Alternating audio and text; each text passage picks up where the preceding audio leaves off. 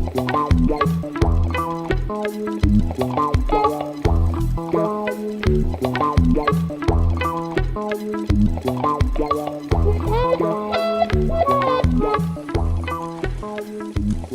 maybe I should start by telling you what the minimal model program is. So let me start from the beginning of the story, which is suppose you start with a smooth surface S, and you take a point P. So this is a smooth point, and you take a blow up.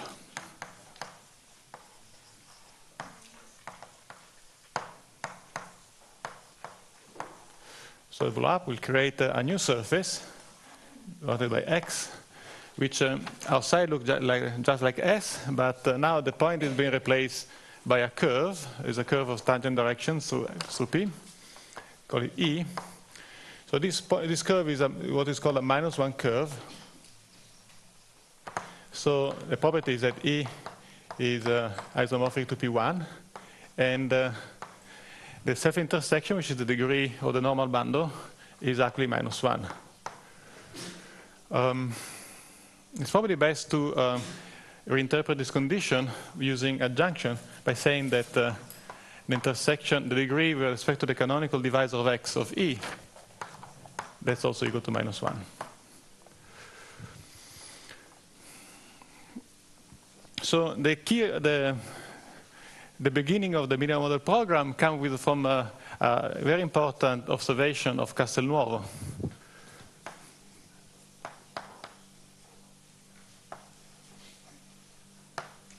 So here we're talking about the early 1900s, so like 100 years ago.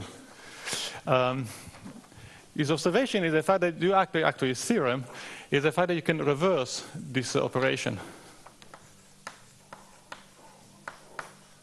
So what you want to do is you contract the -1 curve.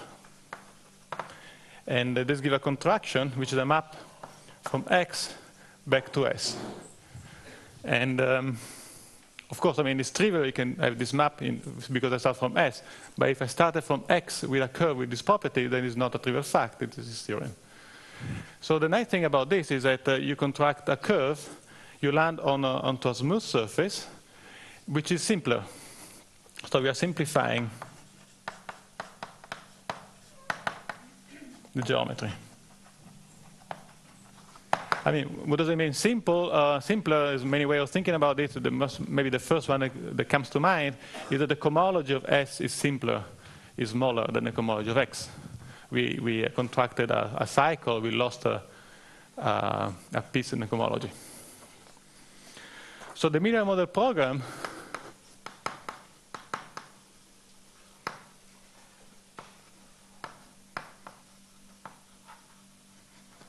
is to globalize this idea of simplifying the geometry of a variety. So let's say you start from a smooth projective surface and say is not uniruled, which means it's not covered by rational curves. Another way of saying this is that the Kodaira dimension is of the surface is non-negative. So you start from such a surface, you call it X, and what you're going to do is that you look at X and you look if it contains any curve like this one.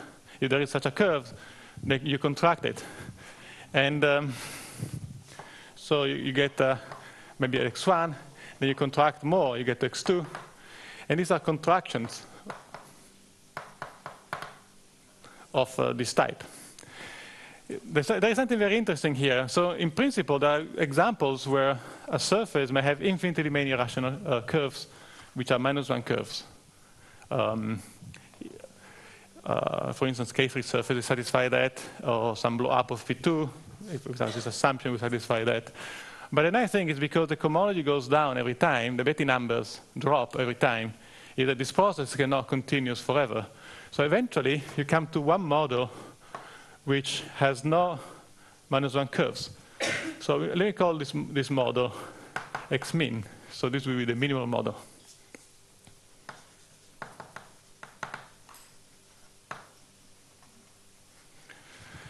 So we have eliminated as much as we could by contraction of this sort, preserving the smoothness of the surface.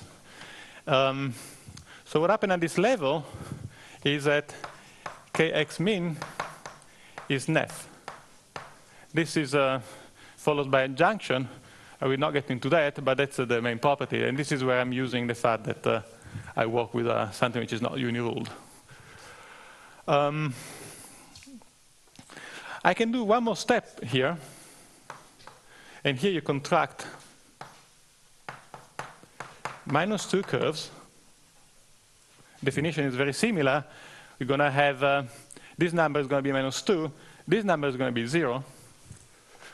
And you land on a new model, which is a canonical model.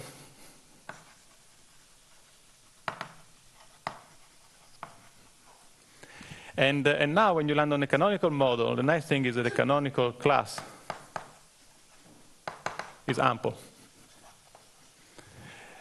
And now we really have projective geometry in a canonical way. It's like when you study canonical embedding of curves of genus greater than 2, or just greater than 1, or greater than 2, and this is exactly the canonical model. Or maybe I should, so maybe this is maybe here for this I need to assume some more conditions on that.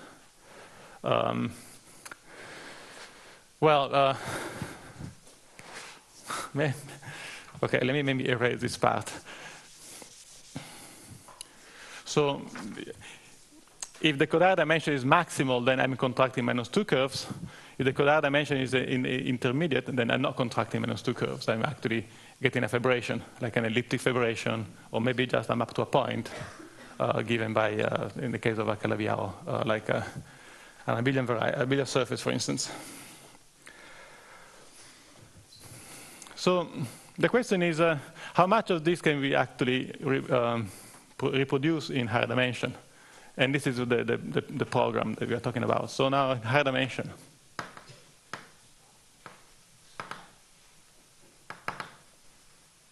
So you start with a projective variety. Let's say smooth projective variety. X.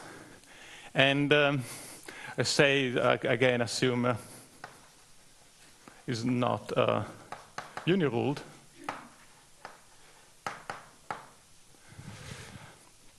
And then you start taking, you would like to take some contractions like here.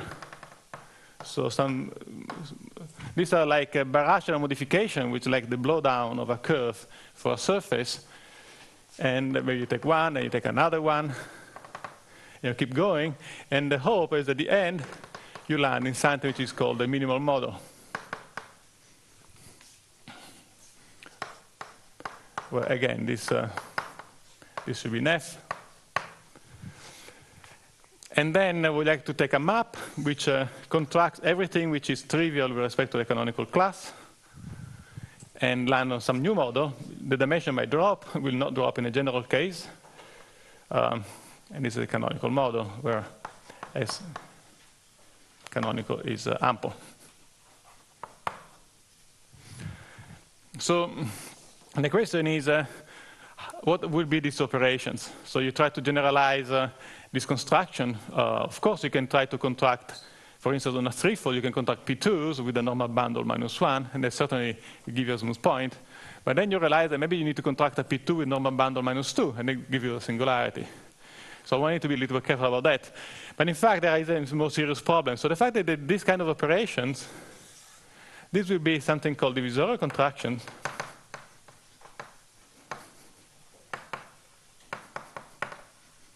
Just like on surfaces. But then there is another type of contraction which is more troublesome, which is flips.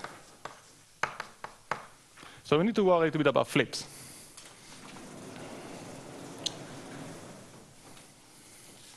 So what is a divisorial contraction?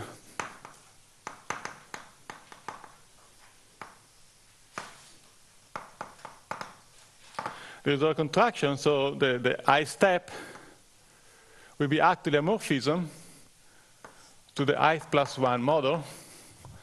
And this morphism does the following. It takes some prime divisor, EI, some divisor,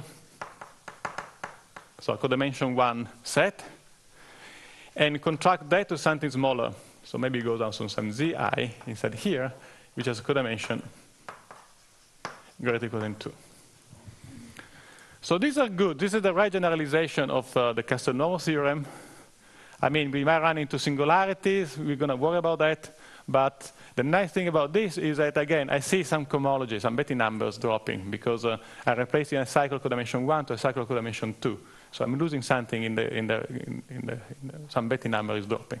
So I know that there are no infinitely many divisorial contractions. Eventually, those will stop. But here is what we actually run into. We're going to have some difficulties. What is a flip? A flip is the following thing. So it's a similar diagram. I have this xi, and I have some locus, ei, which will be corresponding to the curve here.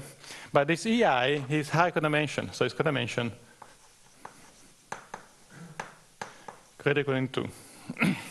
So you can contract this, maybe some variety, let me call it xi bar, and inside here there will be some image, call it zi. So you contract this, so this will be, on this locus will be some sort of vibration, and everywhere else is an isomorphism. But this creates also singularities. The problem with the singularity is that this singularity destroys the program. So I talked about in my previous talk about some argument that has to do with Q factoriality, which is kind of a subtle notion. This is exactly a situation where you destroy Q factoriality. It's like in my example. There was a small contraction, so a contraction of something in codimension 2, and after this contraction, I destroyed the Q factoriality, because an ample class here, the push forward will not be Q Cartier. So that is not good, because actually Kxi here is non-zero on EI by the program, like here, some negative number. So the canonical class here will not be Q Cartier. And if it's not Q Cartier, then I cannot ask whether it's Neff or not. I lose that kind of information. So what I want to do is I want to construct a new model. I'm going to call it xi prime, and replace maybe by ei plus.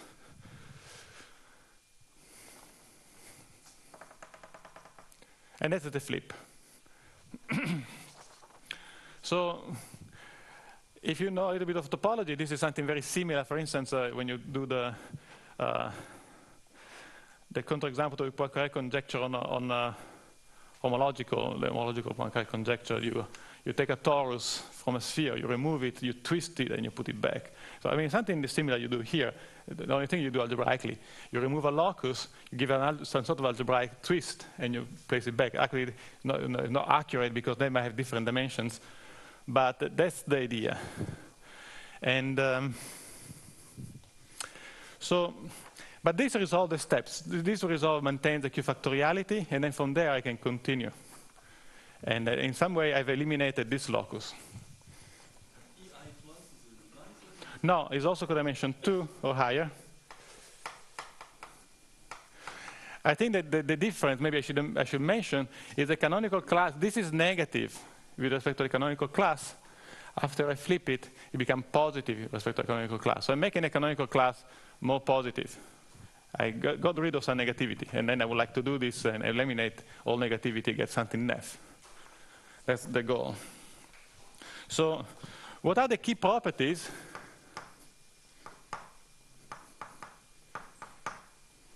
Here, well, there are 3 properties. First of all, the first one is that we need existence of flips.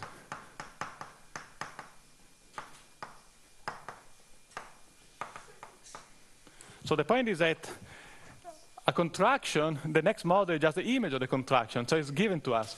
But a flip, I need to construct it over this model.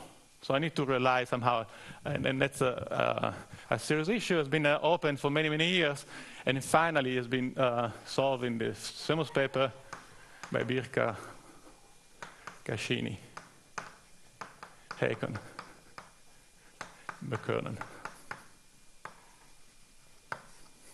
So now this is done. But then there is another problem here. The topology improves here, but here it's not very clear. In fact, there are examples of flip where the topology is the same. You still have a diffeomorphism, in fact, between the topological sets. So how do we tell that flips terminate? So we need to ask termination of flips.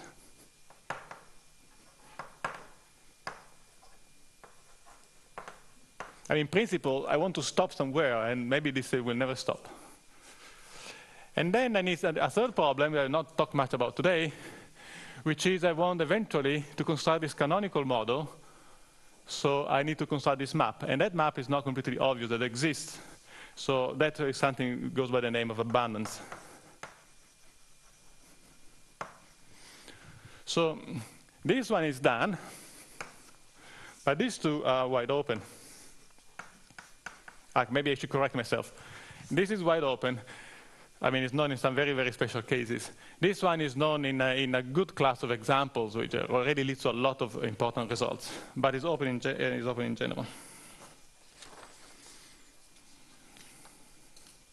which year is this first one? Oh, this is very recent, I guess, maybe like just a few years ago. When the paper appeared, I don't remember, but very recent. And why do you need flips? Why don't you keep working with just contraction? Because they might not be disorder contraction.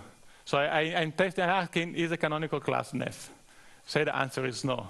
But the locus of curves where it is not Neff is codimension 2. And then there's no divisor that can contract. I need to contract a codimension 2 locus. So this will be motivational for what I'm going to talk about, because my focus will be on singularities. So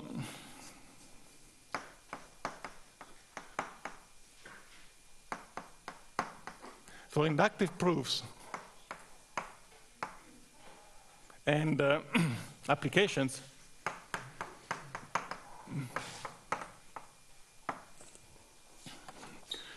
we actually work with something called log pairs.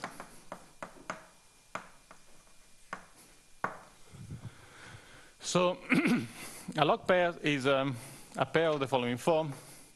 It's X and D. So X will be a variety. So it could be a smooth variety, but more in general, we actually allow X to have some singularity. So let's say it's a normal variety. And of course, everything I'm saying here is over the complex numbers. So it's a normal complex variety. And I'm assuming that the Kx is a Q-Cartier divisor. And maybe let me mention about, maybe just for a second, this problem of Q factoriality. It's a question about divisor being Q-Cartier. The point is that divisor is something that you can write as a linear combination of subvarieties in convention 1. So as such, you think about a divisor as a homological class.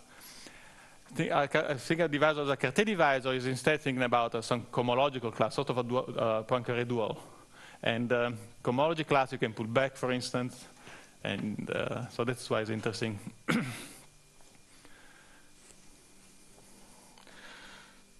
And then you have a divisor D. So D will be a linear combination of some divisors, Di, Di. This will be some Q-Cartier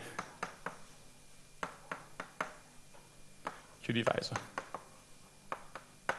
on X. And I assume this is effective. So maybe I should mention that this is not the most general setting, but will do for us.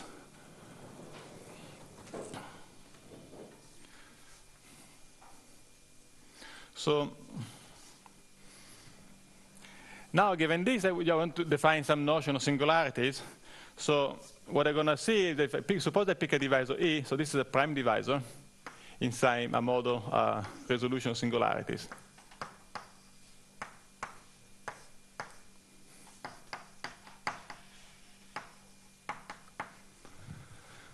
So it's an irreducible variety inside Y and lives on some resolution like the one we saw in the Nash problem. And I consider the relative canonical divisor. So this will be equivalent to the canonical divisor of Y minus the pullback of the canonical divisor of X. This is relative.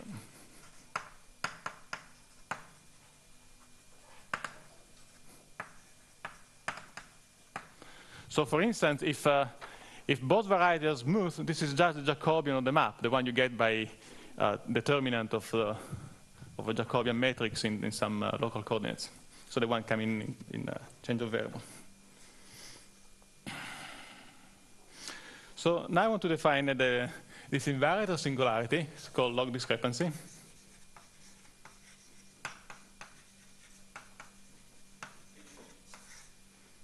So denoted by AE of XD. That will be I'm going to write it in the following way. I write it as KE plus 1 minus the valuation along E of D.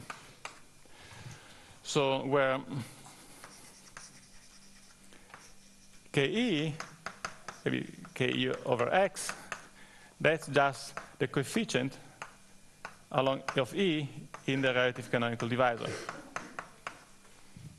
And the valuation along E of D is just the valuation, if you like, of after rescaling. This is defined by local equation. That will be the valuation of the equation scaled back. But another way of thinking about this is that I pull back the divisor D as a Cartier divisor, and then I take the order respect to E. So this is a way of measuring somehow the singularities of X and the singularities of the embedding of D inside X.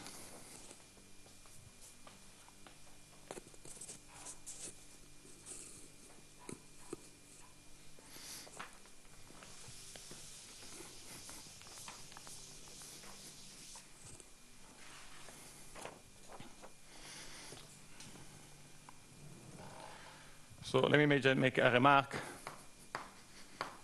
Well, this is not very much to say here, but sometimes it's convenient to write ky over x as a divisor upstairs.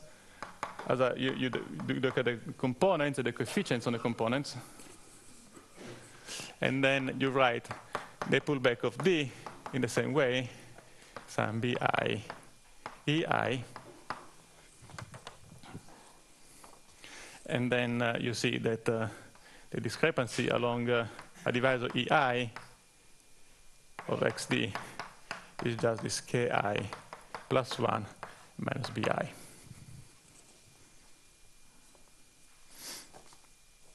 Then you define the minimal of discrepancy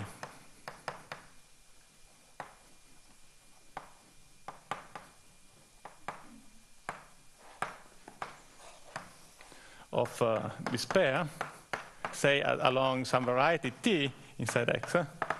Maybe this is a closed set. As follow, MLD along T of X and D. So I would like to take the smallest one, and it's not clear that there is a smallest one because I need to look at all possible resolutions. So the infinitely many models, infinitely many divisors to check. So I'm going to just take the infimum of all the log discrepancy, AE, X, D, for all possible choices of E inside all possible choices of resolution. And maybe I need to put the condition that the center of E is contained inside T. So sometimes it's important. Sometimes I can take T to be the whole variety, then I just take a minimum among all possible choices of E. But sometimes it's best to restrict the attention to a subset. It could be just a point, just fix all the singular locus of X.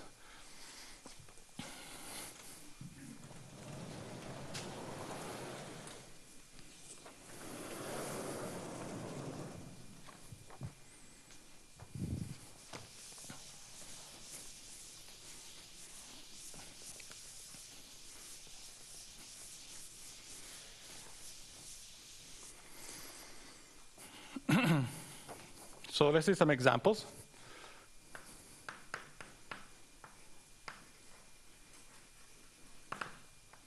So for instance, if P is inside X is a smooth point, and say N is the dimension of X, so I can look at the minimal of discrepancy of the X, and I say I take D to be empty, to be 0, so I forget about D, so I don't even write D in the notation, and I look at that P. So then you check that a resolution is given by the first blow up, and the discrepancy, log discrepancy will be by you just computing in, this is a good exercise actually to write it down. You compute it by just comparing, if you like, a gauge form, and a pullback of the gauge form, you look at the vanishing there, add 1, and you get that this is equal to N.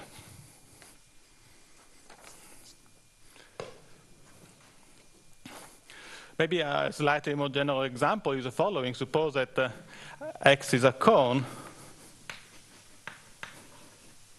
over a smooth variety, a smooth hypersurface.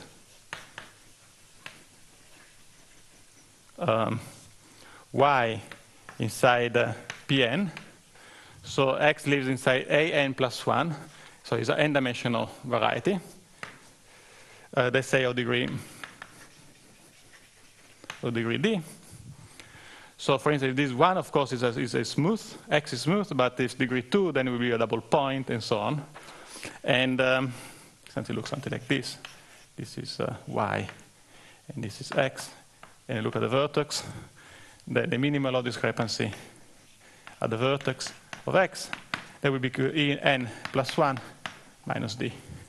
So this example is actually good because you can imagine that the higher the degree is, and the more singular the variety is. So you get a higher and higher multiplicity. The minimal of discrepancy gets smaller and smaller. Maybe I should say this was minus infinity if positive is greater than 0, if negative. That's actually maybe a more precise formula. In fact, the proposition is that we can study two cases. So if a minimal of discrepancy along some subvariety T of the pair is non-negative, then it can be computed from any resolution, from any log resolution, then for any log resolution f from y to x, we have, using the notation introduced over there, that the minimum of discrepancy, in fact, there's a minimum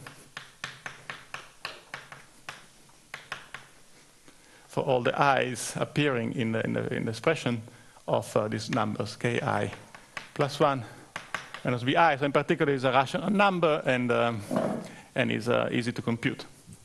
I mean, at least theoretically. However, if the minimal of discrepancy of the pair is negative, then is actually equal to minus infinity. So really, looking at minimal of discrepancy, it sort of splits singularities in two big categories. Those for which this number is non-negative, and those for which this number is not just negative, actually goes straight to minus infinity. The idea is that after you take a log resolution here, if you get some number is minus negative, by taking further and further blow up, you can actually make the number smaller and smaller and smaller, all the way to minus infinity. Maybe I should mention that by log resolution, I mean of the pair xd with respect to t. So this means that I want the exceptional locus of f plus the pullback of d plus the inverse image of t, scheme theoretically defined, to be a divisor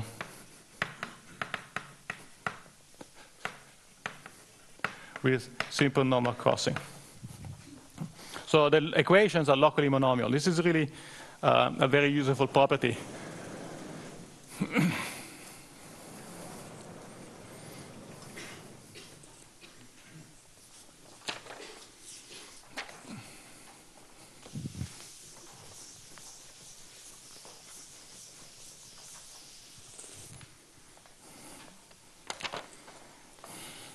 So definition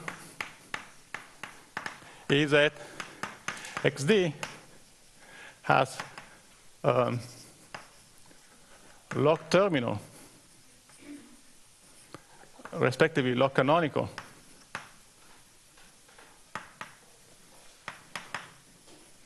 singularities if the minimal discrepancy on the whole variety of the pair is greater than 0, respectively greater or equal than 0. So when I split the whole world of singularities in these two big groups, the top group is a group of log canonical singularities. And let me just say that this is a log version of a classical definition. If you have just a variety, forget this. So let's go back to our original motivation of this MMP. You have an original variety, and then you say that this has a terminal, respectively canonical, singularities if the minimal discrepancy of the variety is greater than 1, respectively greater or equal to 1. So the discrepancy is if you remove log, I remove this 1 from the definition, and then you just say positive or non-negative. The idea is that this is the original setting, and these are the singularities that appear in the minimal model. So the one I was describing before. So we do introduce singularities, but the singularities are quite mild. Somehow we control them very well. And these are the singularities in the minimal model that also appeared in the theorem in the previous lecture.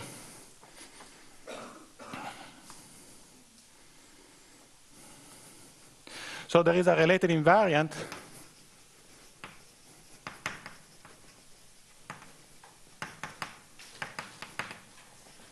of singularities, which is a log canonical threshold.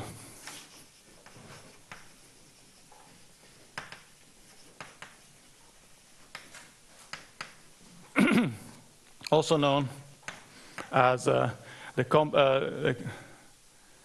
complex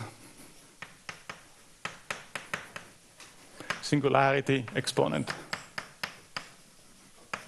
So let me define it in the as is starting from our point of view.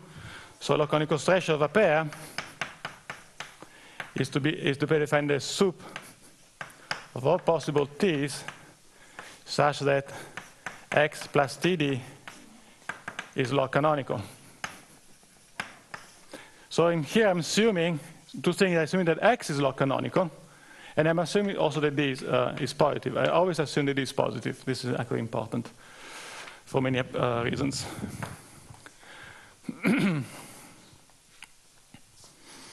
And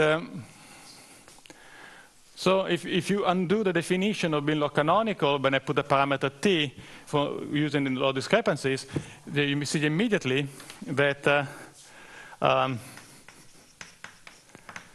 log canonical threshold of xd is nothing else than the minimum of I of ki plus 1 over bi for any log resolution.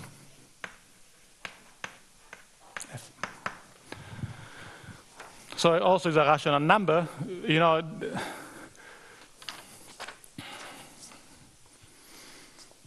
and it's computed by a log resolution.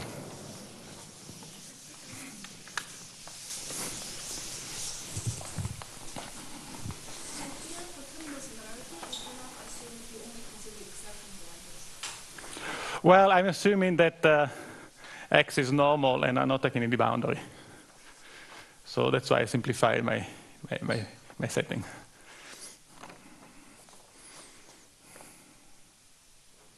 Oh, maybe for this is true. Maybe for this one is true. Let me actually say t.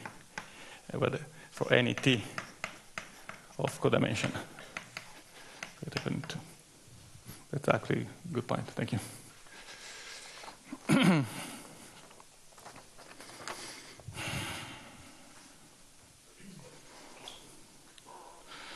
So a good example to compute is the following. Suppose that x is defined by y squared equal to x cubed. This is always the best example inside A2.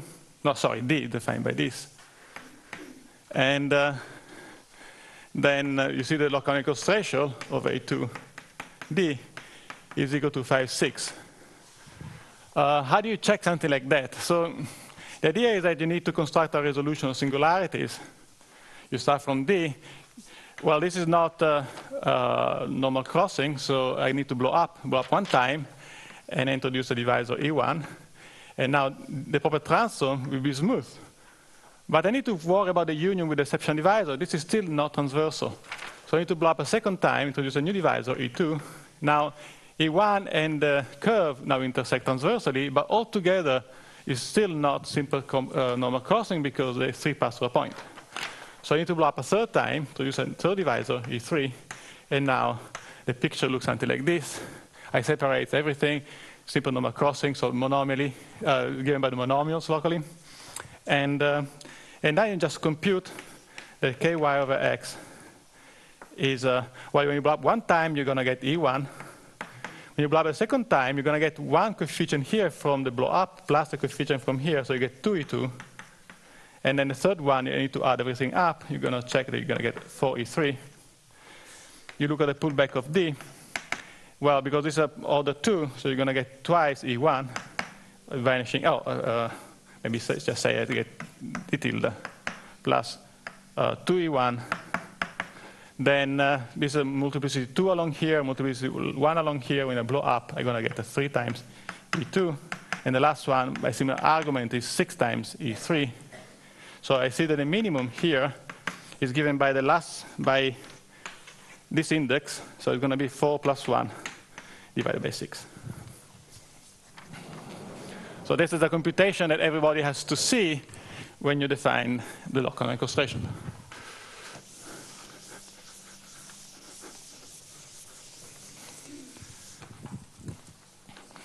And another important thing is that historically, if you did define by an equation f equal to 0 inside an, or let's say actually, let me actually write the notation as historically speaking, it would be inside Cn, and maybe f is actually a holomorphic function, maybe in some domain. Then I can define a local threshold as a sup t greater than 0, such that if I look at the equation, in absolute value, I put in the denominator, and then I raise it to power 2t, and I ask whether this integral in some dz bar, this is locally finite. And this is where you see the word complex singularity exponent coming in. So this is actually the original definition, goes back to work of Varchenko and back to Arnold and so on. Then was eventually stolen by rational geometers into this context. But in fact, this relates to a lot of different invariants that arise in many branches of mathematics. Let me just mention a couple. So for instance, you have Bertrand-Sartre polynomials, and the Hodge spectrum. Then it relates, for instance, Frobenius splitting in characteristic P. It relates to the Gusa zeta function, let's say to Arnold multiplicity. And it relates to existence of Kähler-Einstein matrix on projective varieties. So I really have a lot of relations to a lot of different areas of mathematics.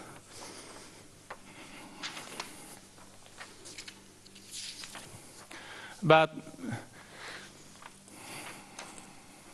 so it's kind of interesting to compare the definition of minimal low discrepancy to this formula computing local threshold. So somehow I'm really playing with the same numbers. But taking a difference or taking a ratio, it makes the study of this number very different. So we know a lot of things about local threshold. But for instance, and we know a lot of relations to a lot of important things. Minimal low discrepancy is a very subtle notion of singularity. Somehow it's much harder to study.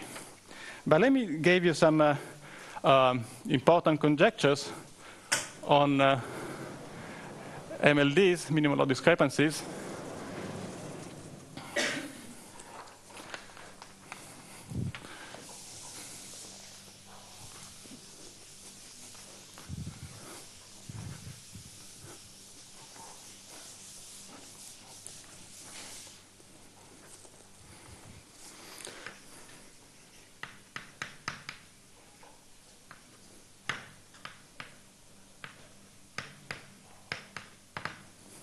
So the first two are due to Sokurov.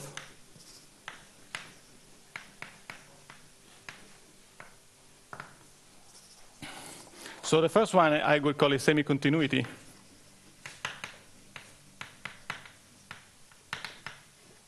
So has a general formulation and then actually a strengthening.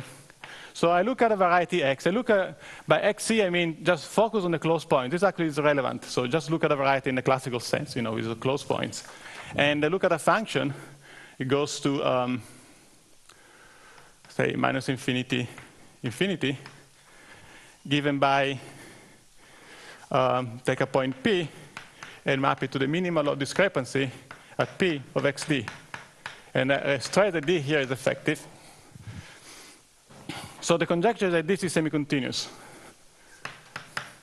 It's lower semi-continuous. If you think about examples which are about the cone, you can imagine that as you degenerate and specialize to some special point on the variety, the singularity should be worse. The singularity cannot improve the specialization. And this should be reflected by the fact that this minimal discrepancy, it gets smaller as the singularity gets worse. But for now, it's just a conjecture. There is also strengthening of this. In fact, I can be more precise. Remember that the minimal discrepancy at a smooth point is the dimension. So, and the conjecture is, in fact, that this characterizes smooth point.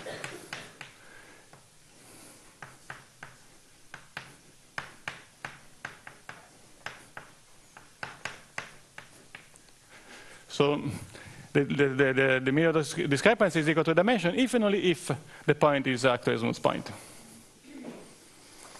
So the second conjecture, also due to Sokurov, is called ACC. ACC stands for ascending chain condition. So let me state a conjecture and tell you ACC what it stands for in the particular in the conjecture. So the idea is that I want to look at all possible numbers that come up in this way. And I'm asking, what numbers can I get? The problem is that I'm allowed to vary the variety as well, and in a divisor. So the conjecture is the following. You look at the following set. You look at a set of all minimal low discrepancy of a pair XD for any variety X of dimension N, and for any divisor D, which is Cartier, say. And X as a hypothesis that I stated at the beginning. So this is a subset inside minus infinity, infinity. And the conjecture is that this set satisfies this ascending chain condition, which means that there are no, has no infinite increasing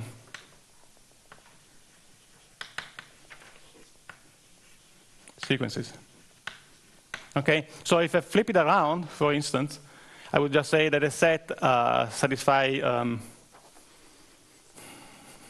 there is a well-ordered set. And then there's another conjecture by Collard, which is known as inversion of adjunction.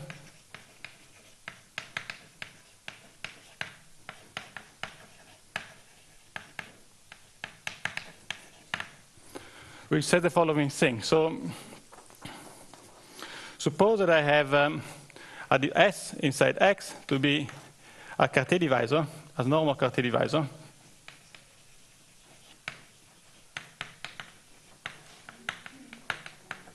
So it's locally defined by some equation equal to 0, like an upper surface, for instance. And suppose that I take a set T inside S, inside X. So this is a closed set. And assume maybe that S is not contained inside a support of the divisor D. Then the conjecture is that I can look at two pairs. For instance, I can look at a pair on S where I restrict D to S. And I can compute the minimal or discrepancy for this pair. So this is one dimension less. And the conjecture is this actually is equal to the minimal or discrepancy along T of the pair X. And then I need to look at the divisor D. But to this, I need to add S. Oops. So this is somehow is a, I mean, they're all very technical conjectures. So somehow this is maybe the most natural. Maybe this, I don't know which one of the two I would say is more technical, but most technical. Yes?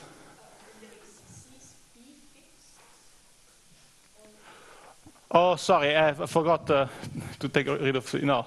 So in T and any T inside X. Yeah, so sorry, yeah. Well, I can just limit to close points. That would be actually equivalent conjecture. Yes? So in particular, like the ACC conjecture, this set has a maximum. That's right. But this is a spec. No, maybe I should mention. So all these conjectures are open.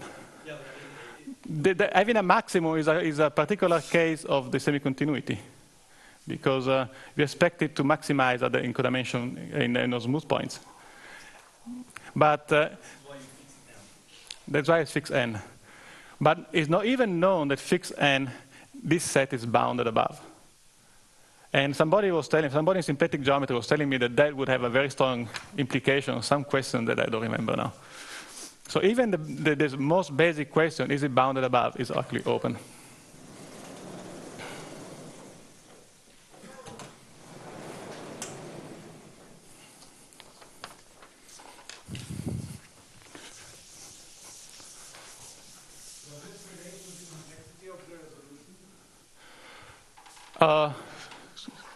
Okay, we were asking? Yeah. Relate to the complexity of the resolution. If you know more about the resolution, you would be able to control better these numbers? Well, these numbers are computed by the resolution, by any resolution.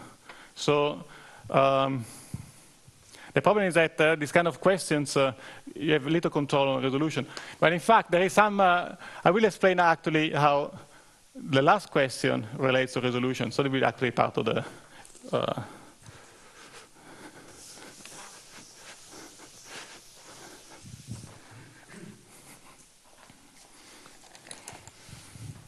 So let me talk about motivations. So the first one I want to say is a theorem by Shakurov, which says that semi-continuity plus ACC implies termination of flips.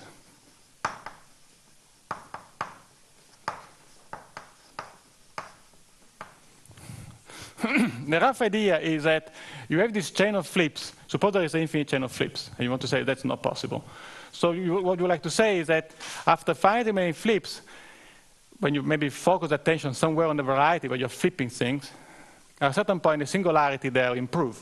And that is called special termination. It is a known fact. So singularity will improve at a certain point. Improve will mean the minimal discrepancy goes up. If you have ACC, it means I can only go up finitely many times. The problem is that maybe improve there, but they shift somewhere else. So now you need this semi-continuity to understand when it shifts that it still goes up as well. And so the two things together give a termination of flips. So that's our main motivation. And so how about inversion of adjunction?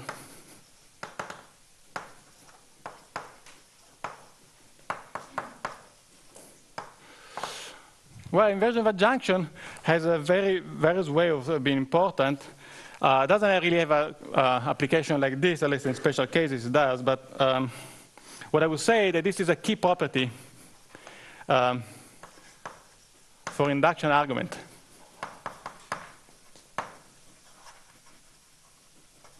And in fact, it's a key, in the case in which it's known, it's used everywhere in birational geometry. Many, many theorems rely on this inversion of adjunction. The idea is that S is smaller dimensional, so you can assume that you already know something about the geometry of S, some property of S, and by comparing singularities, you can actually extend these properties to X. And, but in fact, it has actually many important applications to questions that don't relate directly to singularities at all. So it's a really important property. And there are analogous properties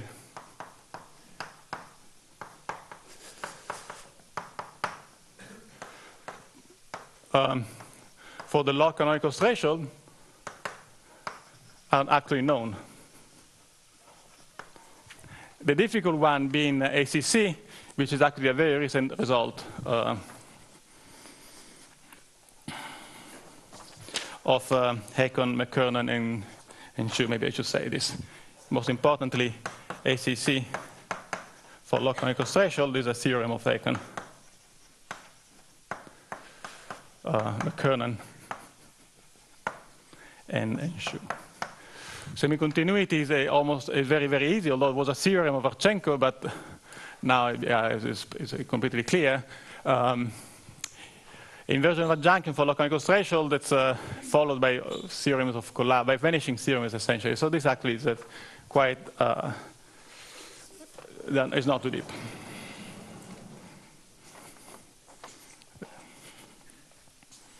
So let me explain a little bit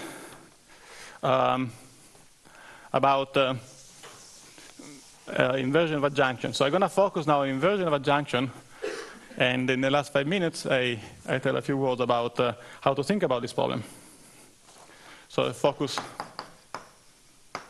on inversion of adjunction. And in particular, I will explain why it's called inversion of adjunction, if you like. So we are in the setting of this last conjecture. And so we have X here, and we have S here inside X. So what I'm going to do is I'm going to take a nice resolution of so this is going to be a log resolution of the pair X, S plus D. So everything that's going to be appearing there is going to be intersecting transversely. So I get a new model, I'm going to call it X prime. And inside here I have a bunch of divisors, EI, which are the divisors appearing in my definitions. So all these prime divisors I get from all the possible pullbacks and so on. Maybe I should say also this is of T with respect to T. So let me call I is a finite set, is the index set of these divisors. So what happens is that if I pull back S, so if I take the strict transform, S prime inside here, they will turn out to be also a log resolution.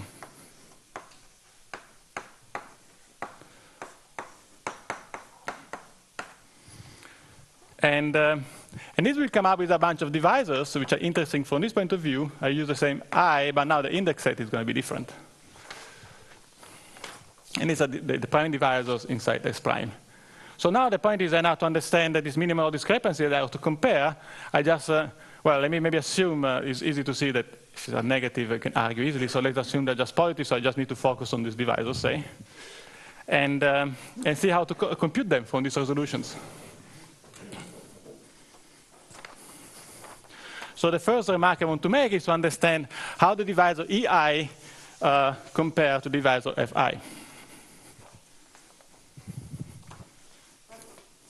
So I can assume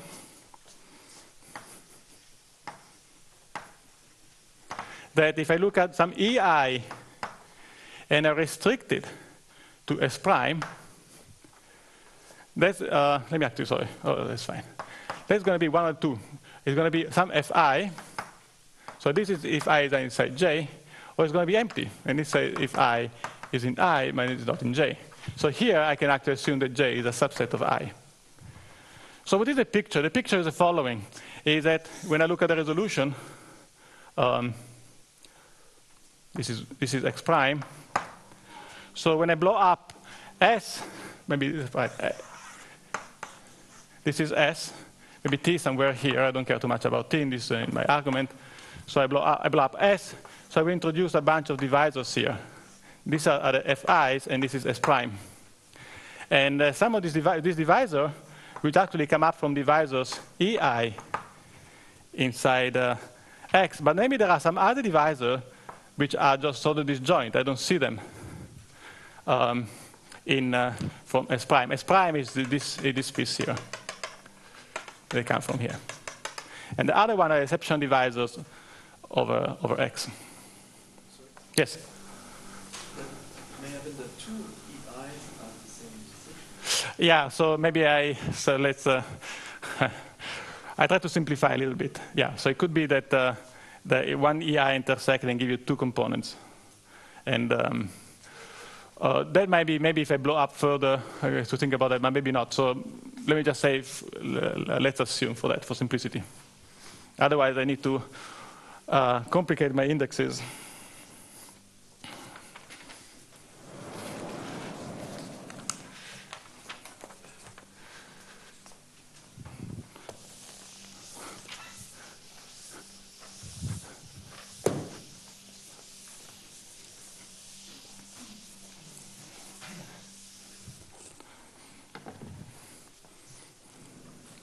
I mean, I can solve this problem, but not really requiring that the Fi's are irreducible. They will do it. So let's think about what adjunction formula gives us.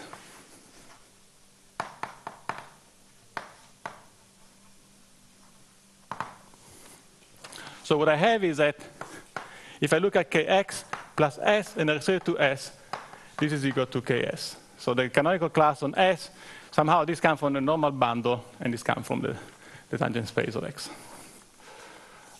Similarly, I have a similar adjunction formula on S prime. So now, if I'm using this and making the choice of canonical divisor compatible, then I can actually, oh, I forgot to finish this. I can actually compute the relative canonical divisors of S prime over S. And that will be given by take a relative canonical divisor of X prime over X, but then I need to keep these two pieces into account. So there will be minus the pullback of S plus S prime, everything restricted to S.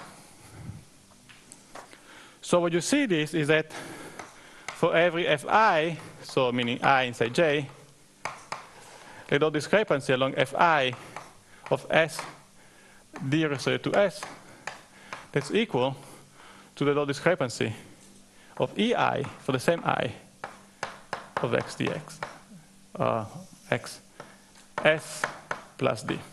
And the S, it really comes from the fact that I have this extra term here. So I come from the evaluation of this thing. So but now you see J is contained inside I. So this implies that we have an inequality. The minimal discrepancy of this guy, I can compare with the minimal discrepancy on the other side. And what I have just an inequality. Because here I'm taking a minimum on a larger number on a larger set, so that it might be actually smaller. So the issue, if we are losing control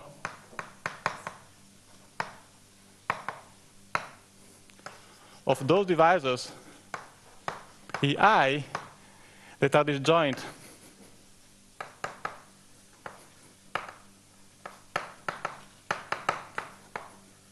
from S prime.